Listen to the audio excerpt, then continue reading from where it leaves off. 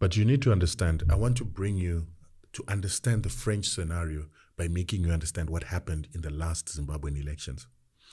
So what happened in the last Zimbabwean elections is the opposition did not really campaign that much. They campaigned here and there, but they had no real strategy.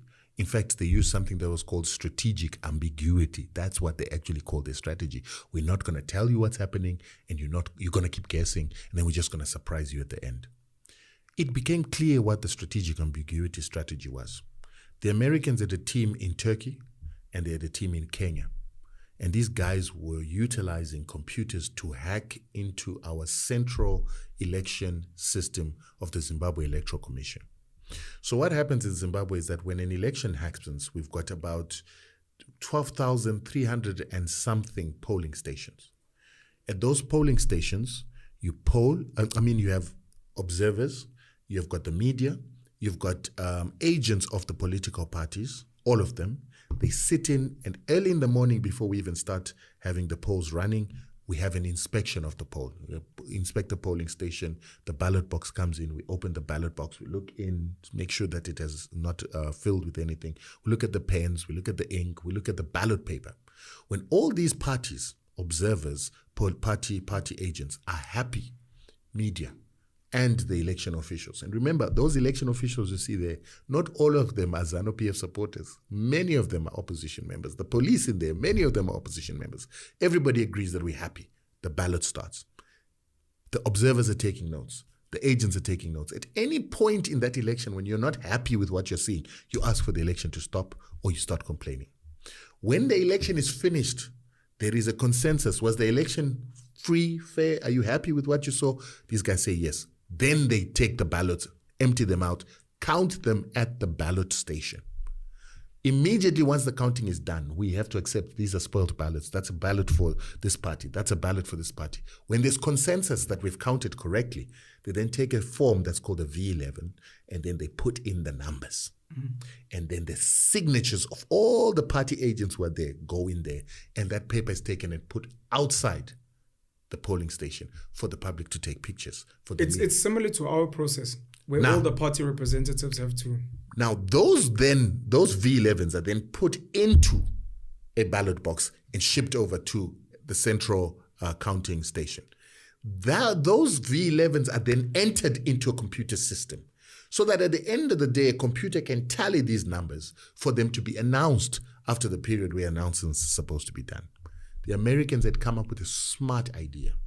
The hackers who were in Turkey and the hackers that were in Kenya and some hackers that were in Zimbabwe were supposed to hack into the system that when the V11s are being entered into the system, they're shifting and changing the numbers.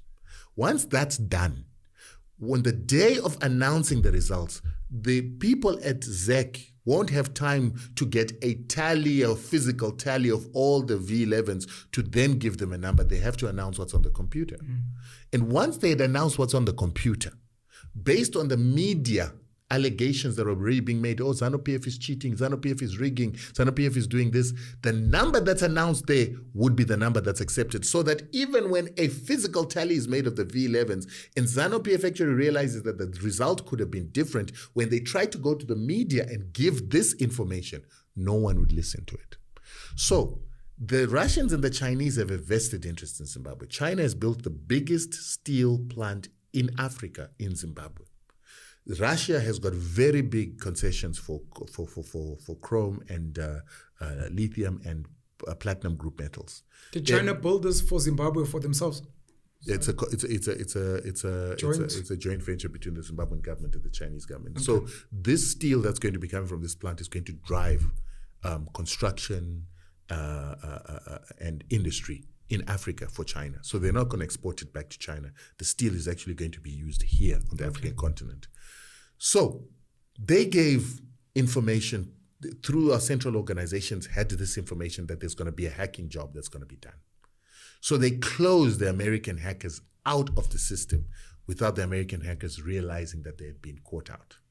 And what was supposed to happen is while the hackers were doing their job, there were also people internally who were supposed to be on social media giving results in real time from the digital, not the physical. Yeah.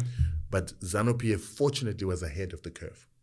And that's how we were able to have the results that we got, because the Americans were rigging. And that's why Nelson Chamisa was so sure that he was going to win the elections.